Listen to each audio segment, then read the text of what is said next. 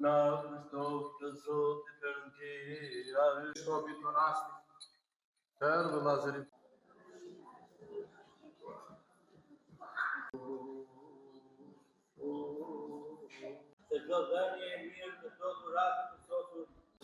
Në radhë parë ju falenderoj Mjuse Televizion Apollon dhe ju zotë ndryshqim dhe të gjithë besimtarët ortodoks, kudo që ndodhen, jo vetëm në fshatën tonë Bullim, por në gjithë botën anëmban, sot feston një nga kryengjëjt më të mëdhenj. Siç thanë dhe në predikim, kryengjëj Mikail është ai që vendosi dhe mbajti rangjët angjëllore, i mbajti në vendin e vet.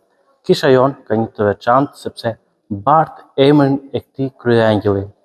Pra, kryengjëj Mikail, përveç se me forcën dhe me shpatën që i mbajti njerëzit, i mbajti të bashkuar ëngjëjt e tij.